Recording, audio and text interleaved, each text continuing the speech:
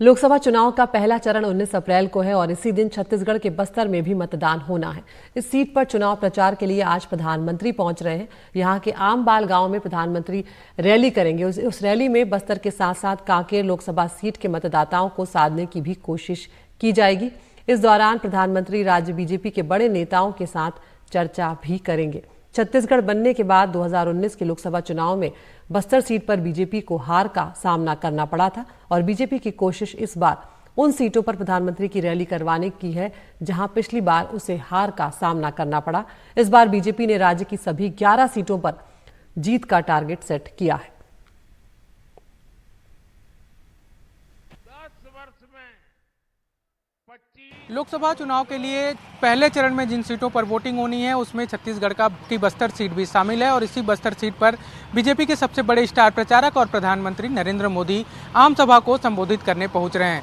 बस्तर के छोटे आमबाल गांव में एक बड़ी जनसभा का आयोजन किया गया है। छोटा आमबाल जो गांव है, आमबाल गांव है, वो नारायणपुर विधानसभा क्षेत्र का हिस्सा है। बता दें कि नारायणपुर विधानसभा क्षेत्र वो विधानसभा क्षेत्र है जिसकी सीमा अलग अलग लगभग 8 विधानसभा क्षेत्रों को जोड़ती है, जो न सिर्फ बस्तर लोकसभा बल्कि कांकेर लोकसभा सीट का क्षेत्र जो है उसको भी कवर करती है।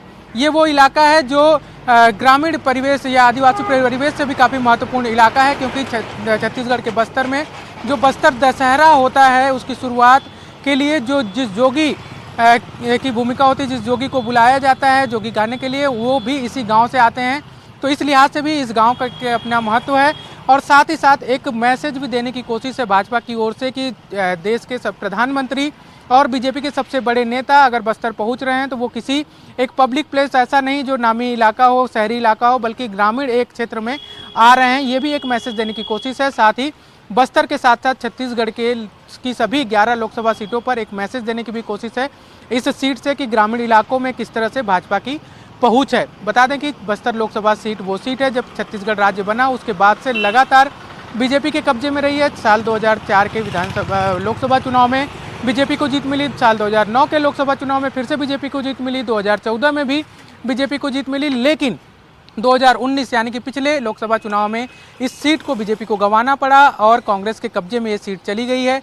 ऐसे में फिर से बीजेपी अपने पास इस सीट को लाने के लिए पूरी मशक्कत कर रही है और छत्तीसगढ़ में जब सबसे बड़े नेता को बीजेपी बुला रही है तो इसी सीट से प्रचार की शुरुआत की जा रही है। इससे भी महत्व समझा जा सकता है कि बस्तर कितना महत्वपूर्ण है और बस्तर से किस तरह से पूरे छत्तीसगढ़ में मैसेज जाएगा, इसकी कोशिश बीजेपी कर रही है।